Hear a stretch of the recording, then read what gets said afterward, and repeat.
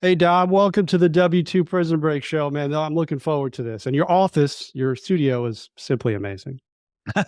Thanks for having me, Brian. Yeah, I think it was abundantly clear as soon as I clicked on. We have similar tastes.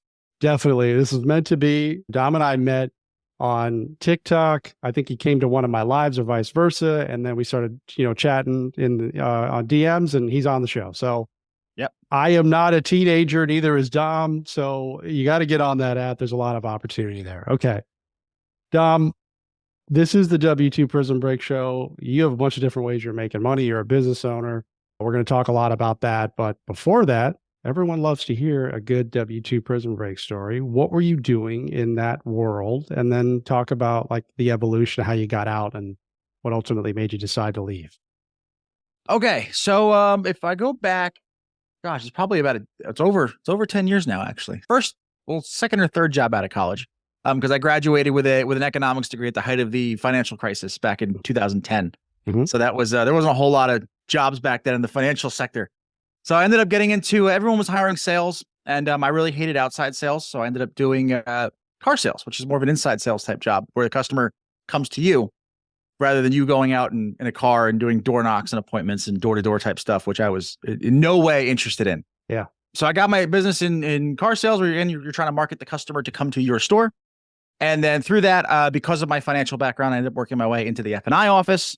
And then as that progressed, I kind of started moving around, working all the different jobs in the showroom with the goal of being a car dealer one day.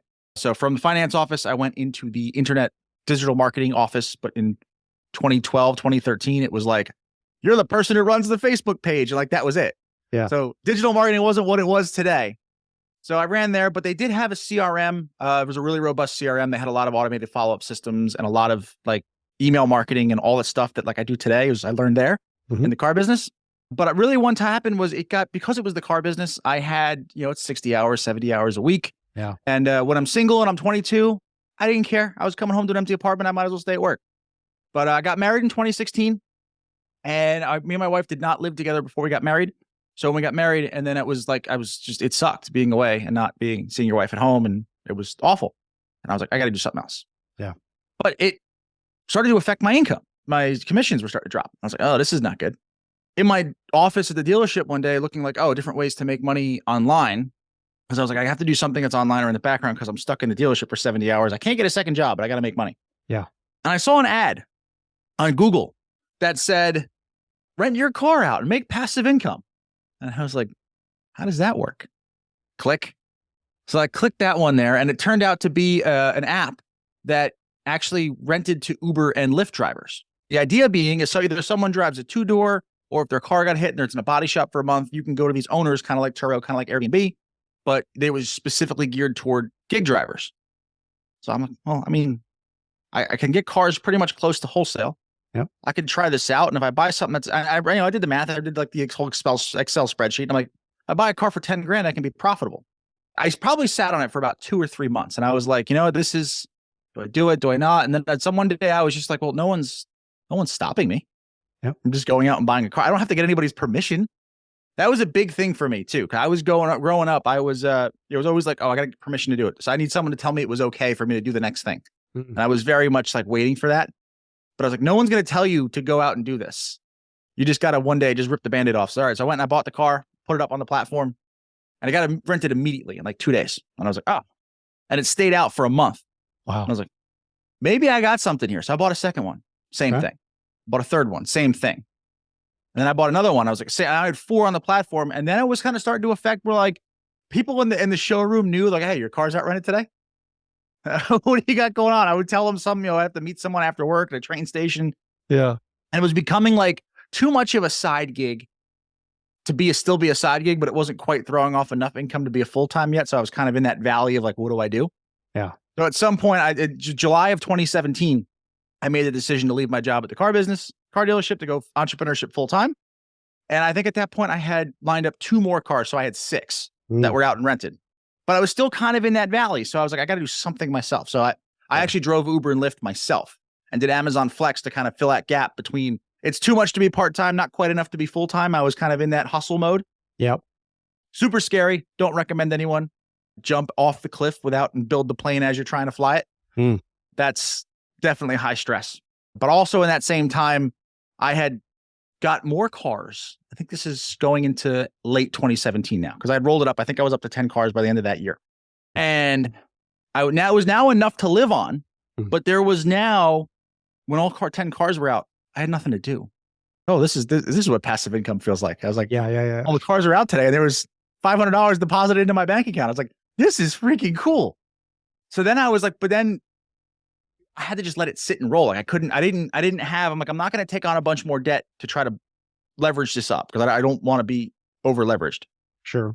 But I have to do something to fill my time because my wife still had her 9 to 5. It wasn't big enough where that she could quit. So I was the only one on my own. And I was like, all right, I gotta do something.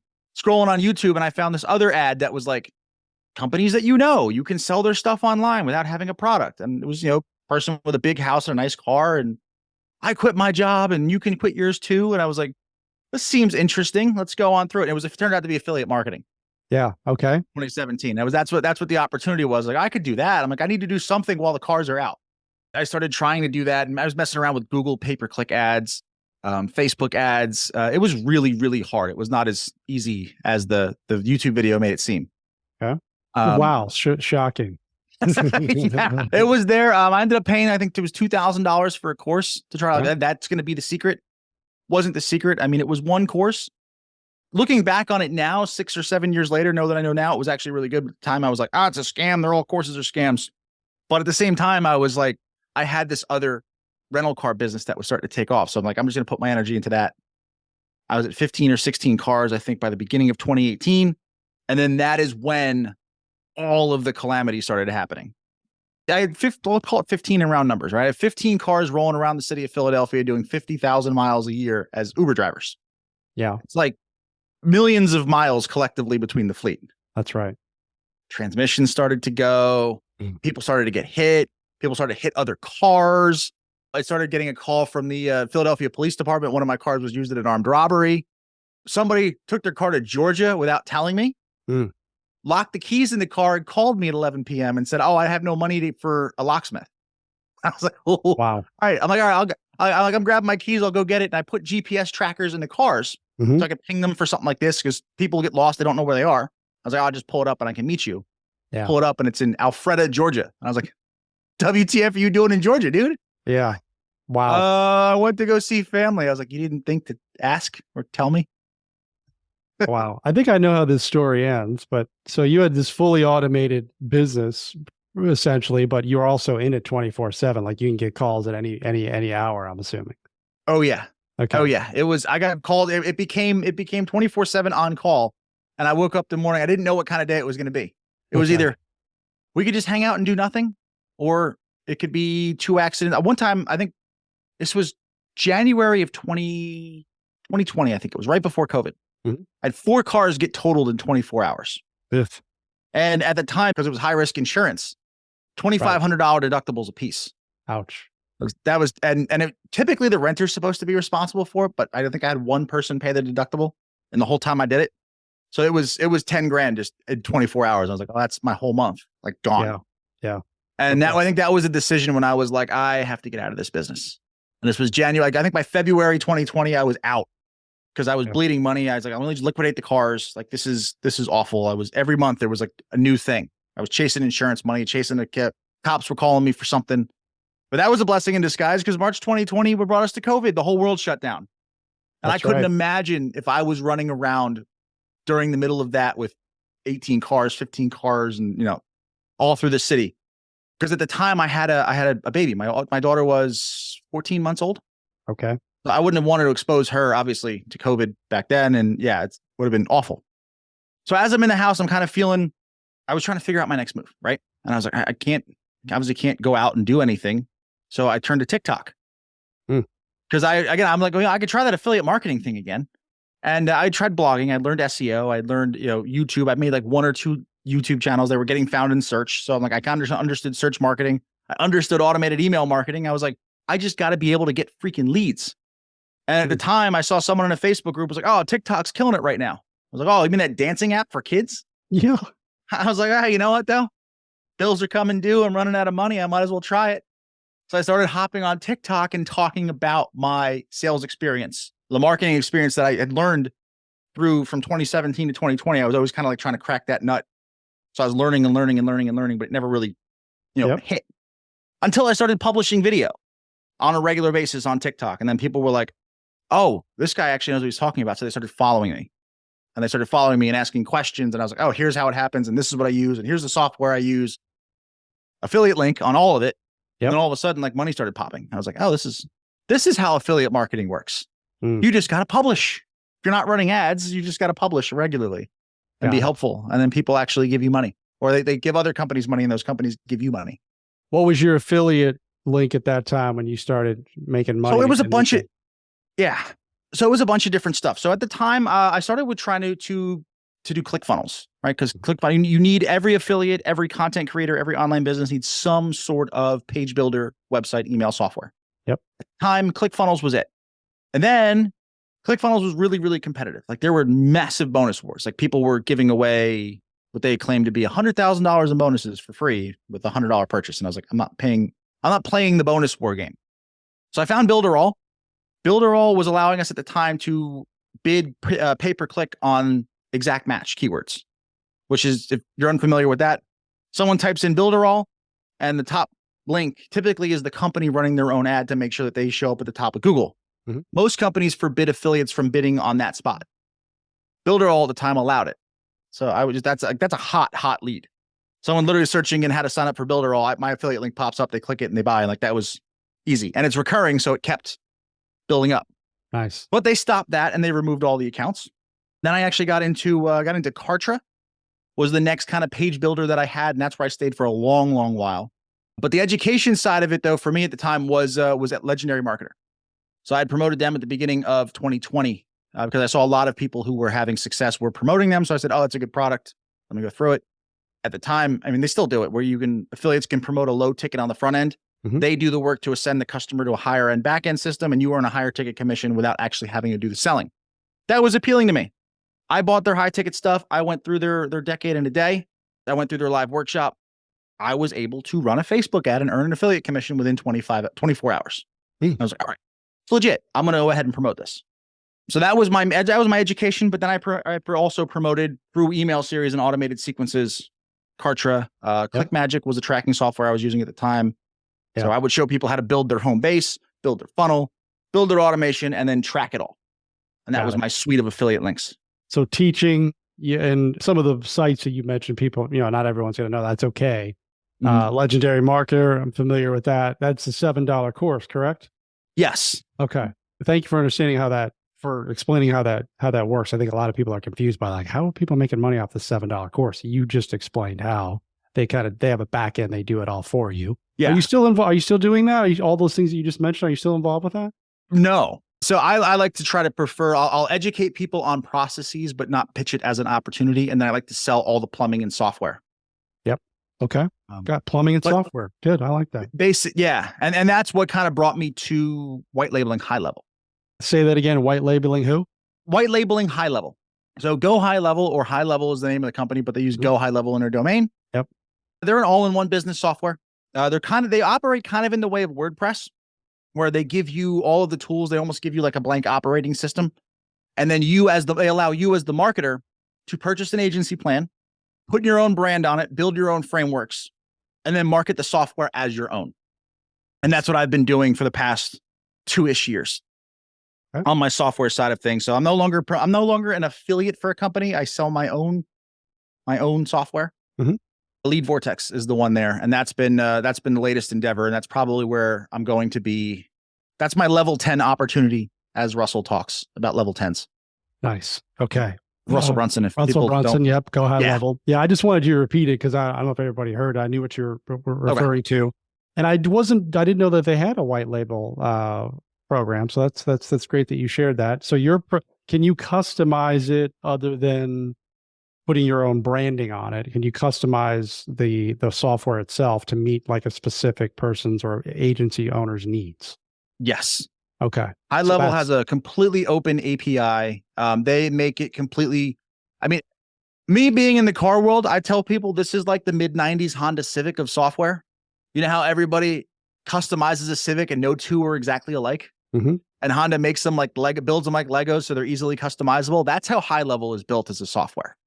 So they've got a very robust, like, aftermarket community building apps and development and everything's customizable and way technical stuff that's way over my head. Right. I do a lot of it with like the quote unquote stock parts, Sure. but you can totally customize that in there. But there's 100 different bolt-ons. Got it. So you are promoting the Go High Level as your own, like Lead Vortex. How much work is involved in terms of, like, once somebody signs up with you, or are you just mainly spending all your effort promoting and selling it? All right. So I'm not doing it alone. So it's Okay. me. There's me and 5 other marketers, or me and 4 other marketers. There's 5 of us who are kind of became partners through this whole project. We all met through TikTok. Nice. TikTok's a great place to meet people online in like-minded places, by the way, as we learned ourselves. Totally. But yeah, so in the beginning, it was a lot of work, like a lot of work, because you're trying to figure it out. High Level does not give you any of the onboarding material. It's up to you to train your customers onboarding, train them on how to use it. There's nothing that is like, they give you nothing. It's just, here's an operating system when you have to write the instruction manual for. We'll give you the instruction manual for you, but you have to write it for your customers. Okay. Now this is your level 10 opportunity. All right. So it took you a bit to get here. Let's talk about some lower level opportunities for the listeners, because everyone's out there thinking, like, how do I make money? Like, Dom's covering a lot of stuff, guys. This is all doable. Dom took what he knew how to do and built businesses around it, right? He didn't go out and learn this brand new skill like real estate, like a lot of you think you have to do to get out of your situation.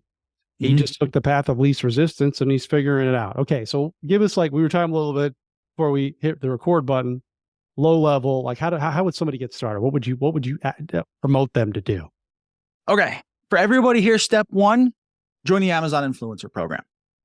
That's, if I had to go ahead and do it again today, if I were in the car business and I needed to make money on the side, I would join the Amazon influencer program.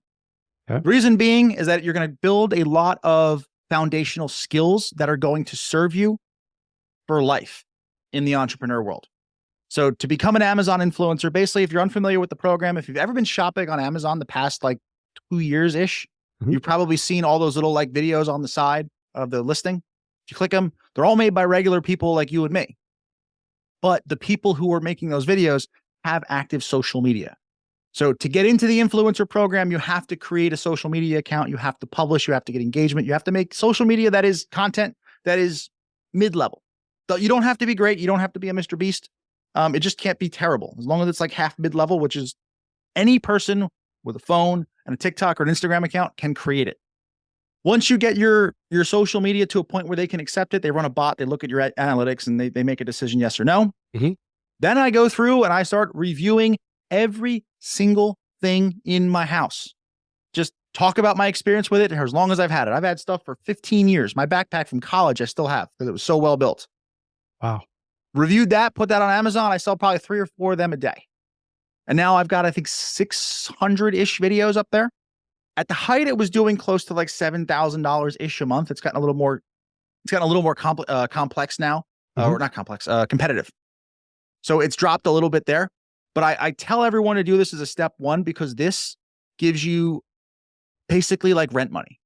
Entrepreneurship is risky, right? My path has been up, down, left, right, spirals, takes 3 steps back to make 6 steps forward.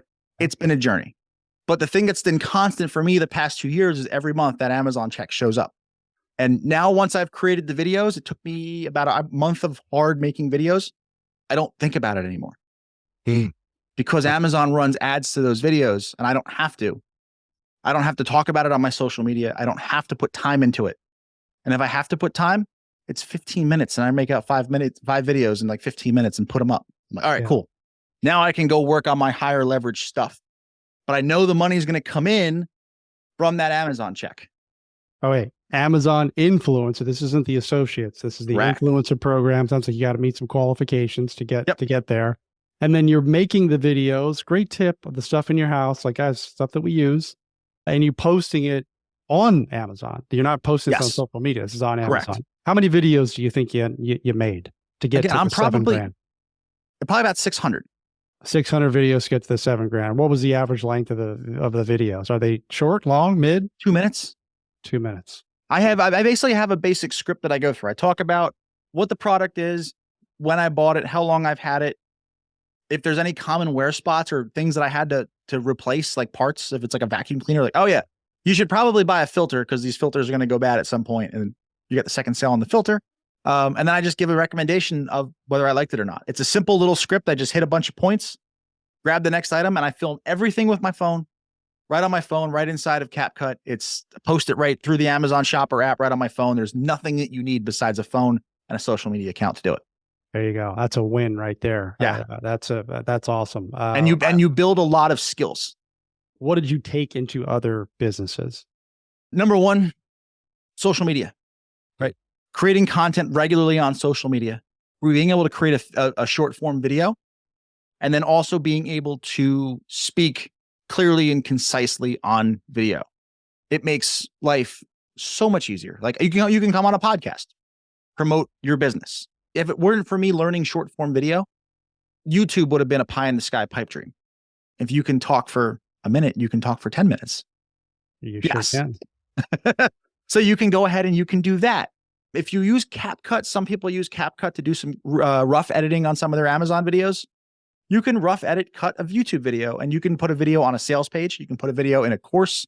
Once you can create a video, there's so many places that you can put that there. And then you're also going to start creating traffic on your social media because your content's going to be good. People are going to want to click and see if you have anything to buy. Yeah. So if you're trying to launch a business in, let's say, cooking, right? You want to teach people how to cook, create a cooking social media. You're not going to make money from social media day one cooking. But if you get on Amazon and review all the cooking stuff and all your garage stuff and all your junk in your house, Amazon's going to pay you while you build up your cooking brand. And you're not going to be thinking, oh, I got to make money this month. What can I sell? You can just let it come to you organically. Yeah. How long did it take you to get to the $7,000 per month? Month 2. It ramps up quick. Yeah. So what happens is, it goes 0, 0, 0, 0. Mm-hmm. And then I got approved for their on-site. And because I had a friend who was doing this before. So while I was waiting for my on-site, I was banking videos. I put 40 videos up day one. And then the line just went straight up because this Amazon is okay. And they put 3 billion people a month on their platform. Amazon has 3 billion site visitors. Like that's a lot of traffic. A lot. Half the planet every month visits Amazon. So from there, I was like, I wonder if I could put 100 up in a day. So I spent like 6 hours on a Saturday, did 100 videos, and then the line shot straight up again. I'm going to do all day tomorrow too. So I did another like 50, and I chunked up the 600 videos in like 6 weeks. Was there any hesitation with short form video when you had never made it before? Like, hey, I don't know if I can do this, or talk about that. Oh yeah. My first TikTok is actually still up. I was in my Jeep and I was driving. I was sweating bullets when I did it, and I was really, really nervous. If you go to my TikTok, if you're up for a scroll past 2,000 videos, all the way on the bottom, you'll see it. I think it was March 21st of 2020, something like that. Yeah. And I said, hey guys, I'm new to TikTok here. I've got selling experience. I can blog. I had a little bit of a success with affiliate marketing, but I'm going to try to see if I can build a business. I think at the time the stimulus checks were coming out. I'm going to bet my stimulus check on myself. Let's see if I can do it. And then you'll see my first couple videos. You can barely hear me because I didn't know I had to speak up. Yeah. Right? My lighting was bad. I was in the dark. I was, it was not good. Yeah. But you just keep doing it, you get better. You do. We all suck at it in the beginning.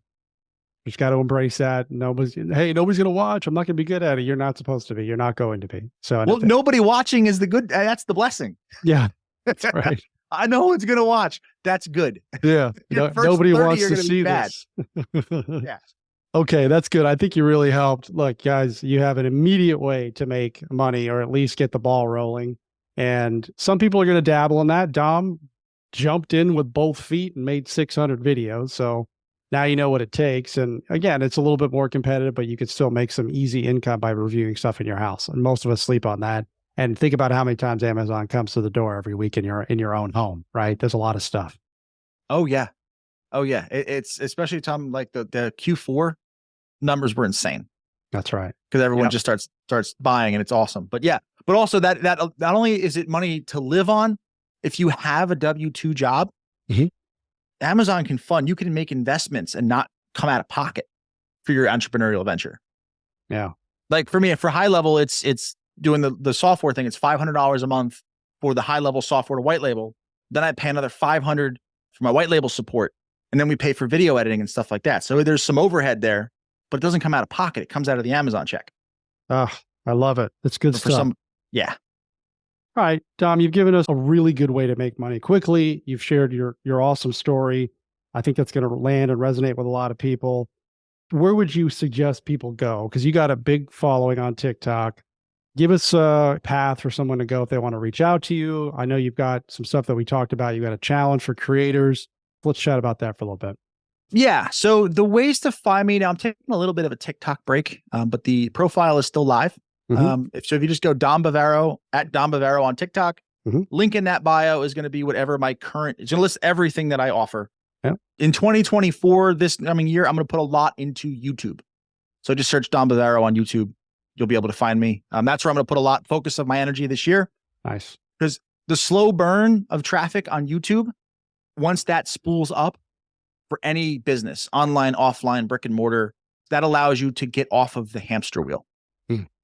Short form is great because traffic comes quickly. You get something that pops viral, but like you have to keep creating and you're like, it becomes a treadmill in itself. The live, right? Going live. Gary Vee talked about going live for 3 hours a day. Like anybody got time for that? Nope. But putting up 200, 300 YouTube videos, all getting found in search, all getting recommended, finding new audiences every single day, it almost starts to prevent it. Once you hit a critical mass on YouTube, and again, I've had friends who've hit this before me, so I know it's possible. Once you hit that critical mass, it feeds itself. And that's when you kind of truly have the quote unquote passive income bit. Right. Yep. Okay. I like how you explain that. And yeah, you can have a video from years ago that can just go off at any moment. Right. So yes. Okay. Well explained. We'll go to you on YouTube. All right. So we're talking to somebody. This is who's listening, right? People who are stuck in their jobs. Maybe they're at the dealership listening to a podcast because they had to look at something. Maybe they feel like you jumped in. It took you a couple 3 months to get there. You probably had some hesitation. You said you were waiting for permission, which I don't think you ever got. No, exactly. So maybe the people who are out there looking for permission or validation, or that's a lot of fear-based stuff. Any words of wisdom that you would lend to those people right now before we wrap up? If you're there sitting there in your W-2 looking to get out, I mean, just go out and try something. And make sure whatever you do, I would say use the internet.